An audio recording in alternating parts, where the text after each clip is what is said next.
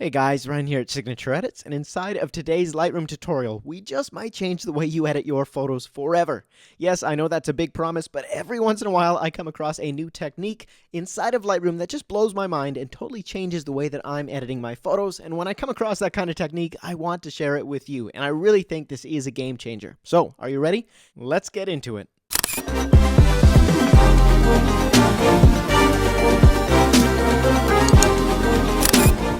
Alright, so let's get started with this tutorial. As I said before, it's probably going to change the way that you edit your photos in a really good way, and it's going to unlock some amazing colors and tones in your images that you just didn't really know you had access to before. Now, before I go much further, I know that I can sometimes go a little bit fast for people, so if you have trouble understanding what I'm talking about, it's going too quick for you, just hit Shift and the comma key on your keyboard. Shift comma will slow down my voice, and likewise Shift period will speed up playback inside of YouTube, okay? So don't leave me comments about how I'm going too fast. You can just slow it down or speed it up, and life is brilliant. Okay, with that out of the way, we're going to dive in today to this tutorial, and primarily we're going to be looking at camera calibration. Now, I know this doesn't really sound like this amazing new trick that you've never heard of before. You probably know a little bit about camera calibration. You know, you slide these little sliders, it changes the colors, you add some saturation, but most of us, including myself until very recently, don't really understand what is happening when we're adjusting these sliders. We just know, you mess around and it makes things look different. But unless you really know what these sliders are doing, it's hard to unlock all of the kind of creative potential that's inside of here. So we're going to dive in and kind of dissect what's going on in each of these sliders, how to get the very best out of the calibration menu, and how to unlock some amazing tones you didn't even know you had inside of your images. Okay, now before we can get to the fun stuff, obviously I'm going to have to explain some technical fundamentals, but don't let that bore you, don't tune out. This is really important, because if you don't understand the fundamentals, you're not going to be able to use this tool properly, and you won't be able to unlock the kind of power that's really in here. So please, just give me an extra couple of minutes to go through here as quickly and simply as I can and explain what's going on with these settings. So what exactly is camera calibration? That's the question we probably need to ask ourselves, and the answer to that is sort of complicated. And the reason it's complicated is because Adobe, for whatever reason, has refused to put anything on their website that addresses camera calibration. I've checked, I've searched, there is no mention of it whatsoever. The only thing that there is a mention of is your camera color profile. Now, you've probably seen this in your Lightroom before, where you can go in and select different color profiles that determine how Lightroom interprets the blacks, the whites, the shadows, and the colors of your different images. So for example, I have some different color profiles I've custom made for Signature Edits, and then there's the Adobe RAW profiles, and you can also select, if you have an image taken with a specific camera, it should show different camera profiles for that particular image. So here's camera matching. For this camera, we can select the different profiles. And so part of the reason that different cameras have different colors present in their images is because of the way they interpret the colors through their camera profile. So that's how you set that, and then the camera calibration tab down here with these other little settings is for fine-tuning those adjustments, fine-tuning the colors in your image depending on the specific lighting condition. So to really understand this, let's look at this little graph here. And don't get scared, it's actually pretty simple. This is basically a representation of different wavelengths of light depending on the light source. So if we look at our fluorescent example here, you can see that in fluorescent light, you have a lot of green and a lot of orangey kind of reds, and not much of anything else, with some peaks in the blues and the aquas, right? Whereas our noon daylight example has lots of pretty much everything. It's a lot more level curve, with a deep fall off in the reds and the violets. There's not as much red or violet in a noon daylight lighting condition. Same for early morning, very similar, but even more level, except you've got more reds and more purples. So the ratio is going to be different. That's why sunset and sunrise, early morning and late evening, are going to have much deeper reds and purples in general, and we get those really deep red-purple skies, right? So the camera calibration panel actually allows us to compensate for these different issues in lighting. So if you ever have an image that has this weird color cast and white balance just doesn't seem to make it look right, camera calibration is going to be your best friend. For example, if we're shooting in a fluorescent lighting condition, we know that the greens are going to be way too saturated, and probably the oranges and the reds too. So we can go in here and we can grab the saturation of our greens, and we can take the saturation down. And you'll see that as we do that, it's taking the saturation of everything down in this image, not just the greens, but it's doing more to the greens than anywhere else. So that's the difference in these different saturations. As you adjust the red, it will take mainly red saturation down, but it will affect everything else. It's going to be transparent. Whereas if we have the HSL saturation here and we targeted the reds, it would just take saturation out of the reds and the reds alone. Okay, so let's head back here to our calibration and head over to an image example for you. I've got this photo right here of our model taken around sunset. This is a completely raw file, and you can see that her skin is just super orange and unnatural. Now, white balance is going to do an amazing job helping to fix that. We can take it down to maybe around there and maybe add a little bit of magenta. But that's about all we can do, and any further it's just going to not work. It makes the blues too blue, or it makes the yellows too yellow, or you kind of get what I'm saying here. So we're going to take it as far as we can get it with the white balance, and then go down to our calibration, and we can adjust. So right now, to my eye, it looks like we've got way too much blue going on in this image.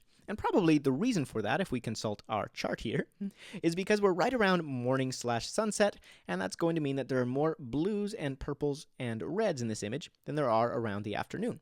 So that's why we've kind of got that bluish cast in the shadows of this image. So we can compensate for that by grabbing the saturation of our blues and pulling that back. And you'll see it's affecting the saturation of everything, but just because I leveled out the saturation, now things look a lot more natural than they did before. Here's before and here's after. All of a sudden, everything just seems to be a lot more natural. Now we can go in here and we can adjust the reds of her skin, which still has kind of a green cast to it. And we can grab that red and adjust in here just a little bit like that. Now, what's the difference between doing the reds like this with the hue and doing the reds in the hue saturation luminance panel? That's a great question. For starters, the red panel in the HSL is going to adjust only the reds, and the oranges, only the oranges, whereas the calibration panel, let's reset this, is going to adjust everything. Watch as I change the red hue. It changes the blues, it changes the oranges, it changes everything. And what's really going on when we adjust the hue with the calibration panel is we're adding more orange pretty much to everything. We're just weighting red towards orange this way. So you can see that we've added orange in this direction, but we have also added our kind of orange yellow. It's extending in the direction of the greens as well. So it's changing the color of everything, not just the reds. So that's the biggest difference there. You got to think of calibration is really fine-tuning it for the lighting conditions, whereas HSL is more fine-tuning it for your editing style most of the time, practically speaking. Okay, let's jump back into our image here. Obviously, we've desaturated things, so I'm going to add some more saturation back into the reds, just a little, and into the greens. Now, why add it in both instead of just one? As we mentioned before, when you adjust the saturation in one of these, it's going to weight it more towards that specific color. So if we do equal amounts across both of them, we'll add saturation everywhere. Of course, we could have just gone up to the top saturation and added a blanket saturation overall to everything. You just kind of have to experiment a little bit to figure out what works best for that specific image. Okay, so here is our before calibration and after. You can see what a massive difference that made in just correcting for the kind of strange lighting cast we had in this image. Let me show you another example. This one was taken at a concert, and we've got a tungsten light of some sort coming down onto our artist here. Now you can see his skin is very yellow, and we can start by adjusting the white balance. So grab that, pull it back. That's looking better already. And we could maybe try and add a little bit of magenta to counteract the tungsten. But the skin, to me, still looks a little bit off. It's a little bit too yellow, too green. So let's go down to our calibration, and we're going to adjust our reds a little bit. So just take our hue, just like that. You can see here's before, and here's after. Okay, now we can go one step further and take this shadows tool, which is going to add saturation to the magentas or add saturation to the greens, depending on which way we pull it. So in this direction, it's going to take saturation out of the magentas and add it to the greens. And in this direction, it's going to take it out of the greens and add it to the magentas. And because we happen to have a purple background here, it's going to really make our subject pop, because as we add deeper saturation to this color, our subject is going to have more contrast in color from the background and pop out of there. So here's before and here's after. Great. Let's head over to another indoor example here. This is just a JPEG image, not even a RAW file. And we're going to go and just adjust our white balance here. And one of the places that you'll find the very most use for the camera calibration tool is when you're doing nighttime work, because sometimes white balance just doesn't do enough. We've still got a weird color cast going on our model's face. So I'm going to go to calibration here and take that shadow tint up towards magenta just a bit. So here's before and after. And you'll notice we added a lot of contrast because we suddenly made these areas more magenta instead of everything being kind of green, and that just adds contrast and pop to our image. Now we're going to go down to our reds and tweak them probably away from yellow towards magenta a little bit. Bring the saturation down. And greens bring the saturation way, way down. Now we'll add the saturation back in the blues. And you can see how much more natural her skin looks. Here's before, and here's after. Now, I'm not saying this is the perfect edit, and we're working with a JPEG image that has actually already probably had some editing done to it, but you can see how we can correct for these kind of issues. So here's another one where we've got a street light, and you can see that even when we go in here, let's zoom in. Hello. Grab our white balance and maybe set a little cooler. Take our tint, take that up to here or so. Zoom back out. Okay, we're looking all right, but his skin still doesn't look kind of the way that I want it to. If I warm the whole image up, which I think the rest of the image needs, his skin is now way too yellow and way too green. So we're going to go down to our camera calibration, and we'll compensate for that greenish tungsten light by taking our greens and shifting it maybe towards green instead of yellow. So you can see that difference right there. Grab the saturation, bring the saturation down in the greens, and then we can maybe add a little saturation in the reds and the blues. Now, which one you need to do in which circumstance is kind of going to depend a little bit, so experimentation is probably going to be your best bet. And of course, it all comes down to what you want your image to look like in the first place. There are two ways to use this camera calibration panel. We can use it to correct for lighting situations, which is what it's originally designed for, or we can use it to add stylistic colors to our image. So for example, we could take our colors and make his skin totally orange. That's not natural, but if it looks good to you and that's the edit you're going for, you can use it that way. You got to think of calibration kind of like the EQ system in your car. So you've got your stereo, and we all know that your stereo has those EQ buttons, but very few of us know what they're actually for, which the EQ system is meant to tune those speakers to the specific listening environment of your car, because those speakers will sound different in your car than they would on your desk or in your room or something like that. So we can take the acoustics of our car and we can balance the EQ to make that music sound the way it was originally produced and meant to sound. Okay, so the same thing comes to the calibration. We want to think about, okay, what is the actual lighting conditions going on in here, and how do we balance it out, given our different greens, reds, and blues, which combine to make up all of the different color combinations in our image. Now we're going to go through a few more images together and show you some creative ways that you can use the calibration panel. If this video has been helpful for you so far, do me a huge favor, hit that like button and leave me a comment below. Just say, thank you or tell me a funny joke. I don't care. It really helps the YouTube algorithm and gets the word out there. I'd love to share this tutorial with as many people as possible. Okay, with that out of the way, now that you've hit that button, let's go ahead here and grab a couple more images and just show you a few examples of where this can be applied. So let's look at this photo right here. We've got a beautiful pond and a beautiful couple. We're going to go in here and just adjust the white balance, warm things up. Okay, and we've got a really huge green cast going on because we've got all of these leaves and green grass reflecting light onto the skin tones here, as well as the entire environment. Everything is green. So let's go into our calibration and we'll just offset for that. So we'll start with our greens. I'm going to pull the green saturation up, the exact opposite of what you would expect. Because this is a little trick I found. For some weird reason, if you pull the saturation of the blues down, you'll see that in addition to saturation going down, everything just seems to get darker, except for skin tones seem to be left brighter. So what's kind of interesting about this, if we pull our reds back here, kind of to an appropriate place, maybe say around there, and our blues, let's just double back a little bit, you can see that we have this nice pop in contrast. Our greens have now gotten darker and greener. They're more saturated. And then our skin is popping off the background. We've created some contrast using the calibration tool. And now why is that creating more contrast? Because the greens are now more pure green and the other colors are now more pure other colors. And so there's more of a contrast between those two colors. The least contrast you could have in color, obviously, is going to be black and white when everything is the same color, or there is no distinguishing contrast between colors. So using that, we can enhance our colors to create more contrast. Now we can go in here and we're just going to grab our blues, and everything in this looks a little bit too magenta-y for me, which means that going this way is probably the opposite of what we want. We'll grab this slider and just warm those greens up. Now you could go way crazy overboard and do kind of a stylistic teal and blue look, but we're just going to try and keep this relatively natural for the sake of this video. And then our greens here, they're looking pretty yellow, so I could maybe make them a little bit more green. And we've lost some saturation as we've done that, so I'm going to compensate here. Bring maybe the reds and the blues up a little bit. Okay.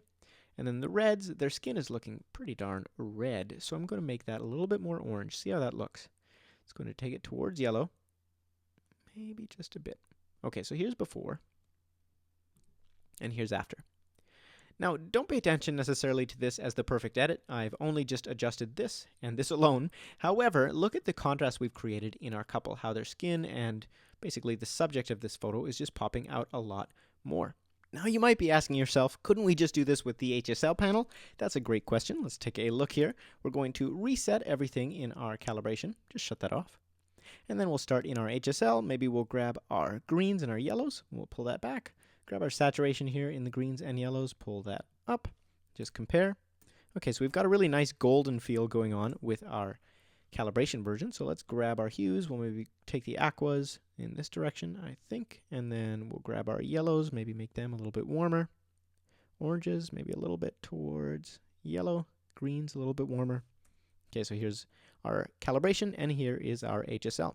Now, you might have a preference when it comes to the actual color itself, but the point here is that they're not exactly the same. So what I would encourage you to do is first adjust with your calibration, and then go in later, and in the HSL panel, you can enhance that as far as you want. So we can take these yellows, maybe make them super extreme, and the greens, maybe we'll desaturate them. Saturation out of here. Maybe add some saturation to the blues because we're going crazy and we just don't care. So here is our before now, and here's our after. We can make a massive difference, and the nice part about doing this in the calibration first is that then the HSL is pure creative. We're not trying to correct anything in here. We're able to just change the colors and manipulate them however we want. Here's another example with blue this time. So we'll grab our white balance, just warm things up a little bit for this photo. That looks about right. Go to our calibration, and we will just grab our blues. We'll take the saturation up this time because we want to saturate those mountains, and take the saturation down in everything else just to balance it out until our skin tones look pretty natural. Okay, here's before and here's after. See how much pop and contrast we've added to this image? Now, of course, you could go in and you could try and replicate it in the HSL panel, which I've done ahead of time just to save you watching me do it. Here's before and here's after. But take a look at the difference in these images, the way that the highlights are kind of portrayed in each of them. Now, you might have a preference, you might not, and sometimes it'll depend on the image. One will work better than others. But in this particular one, I think that the calibration version looks better because the skin is just a little bit brighter. It's popping off the background a little more, and now when I add the rest of my edits, I can go in and get lots of contrast without it looking too contrasty. Okay, let's head over to this beautiful castle. So we're going to grab our white balance, warm that up, go to our contrast, take that probably around there, don't want to go too far, and then get rid of this haze with our dehaze tool. Quick trick, don't take the dehaze too high because then you will regret it and look like a moron later, especially if you're recording a YouTube tutorial. Okay, grab the contrast, let's say that looks about right, maybe take dehaze a little bit higher. What can we get away with? You might be watching this saying, that's way too much, Ryan. In which case, let me know in the comments below. I would love to hear from you. Okay, so this looks all right, but we've got a problem going on in our shadows. It's still pretty blue, and I can show you that by hitting this eyedropper. And when we hover over these pixels, you'll see it's pretty much a really dark blue going on in the shadows. And this is trees, it's forest. It shouldn't be blue, it should be kind of orangish, greenish, whatever. So go to our calibration, grab the shadows, and just add some magenta in there to counteract that. Then I'm going to actually warm up these greens. We'll try maybe going towards yellow a little bit. That was quite far. But you can see how the castle really pops out of the background as we do that. The image kind of takes on some new life. So we'll grab that saturation. They could probably use a little more saturation, but not too much. And then the blues, maybe somewhere around there. Oranges or reds, take those down. And saturation, I'm kind of playing around here, eyeballing it and seeing what looks good. Let's say something like this, okay? So maybe add a little bit more contrast just by lowering the blacks, raising up the whites. Something like that. Here's before, and here's after. Now we'll take our calibration, turn that off for you, and on. Now, it's not making a huge, massive difference, but it is making a pretty solid difference. We already thought we had the white balance dialed in, but once you add those calibration adjustments and take them away, wow, we were way off.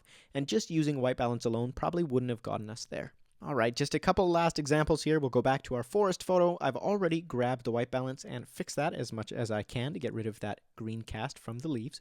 We'll go down to our calibration here, and we'll go a little bit further by taking the green saturation down, just seeing where we want the greens to land, probably around there.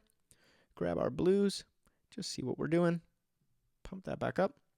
Reds, don't want to take it too far, and then if we wanted to go really crazy, we could even play with the hue of the blues to give this photo a total fall feel. Isn't that kind of interesting? We can totally transform the season with just a few clicks. So that's an easy way to add that fall look. Now, if there were people in this photo, it might not work so well because the skin tones might be silly, but you get what you pay for, right? And then we could go in here to our split toning. If you have no idea how this works, you can go ahead and watch my split toning tutorial, or you can grab these presets and just apply a split toning look with a click. Let's say that. Way over edited, but that's an example of how far you can take this thing from this to this. Okay? One last one for you. Here's an example that you'll come into all the time if you're taking photos of people, whether it's weddings or other. If you're on green grass, that green grass is reflecting, and most of the time you want your skin tones to pop nice. Well, you can grab your calibration. We're going to grab our reds, not the hue, take the saturation down, saturation of the blues down, greens all the way up. I don't know why, but for some reason this just makes the skin tones pop and everything else darker. So you can see how the grass and the green in behind the couple and on the floor here just gets so much darker. We instantly make our couple pop off the background that much more. Now we could add a little bit more saturation back into those reds. Took a little too much away. And of course, this is without any other filters applied. Normally I would go in here and I would do all of my other things. I'd add a preset. And fun fact, this preset has that kind of effect already built in. You can see I've taken the saturation down in the blues, up in the greens, and down in the reds. Here's before, and here's after. Just watch the background there. Darken it down. So that's a little trick that you can apply to your photos. And of course, if you ever want that orange and teal look, it's as simple as grabbing that blue hue, bring it down towards the bottom, grab your reds, take them towards orange, and bam, orange and teal look. And then just balance it in by grabbing that saturation and making it a little less crazy. Okay, so hopefully this video has been helpful for you in just understanding how powerful this calibration tool is and really what it's meant for, which is correcting white balance, essentially. So if you have different lighting conditions, tungsten or daylight or afternoon sun versus sunset, you know how to adjust in the calibration panel to make your colors really work and get rid of those weird color casts that are going on in your images. If this tutorial has been helpful, do me a huge favor, hit that like button, make sure to subscribe for new content and tutorials, and leave me a comment below. I would really love to hear from you. And lastly, if you want some free presets, I will leave some links in case you want to check them out. All right? I will see you in the next video. Peace.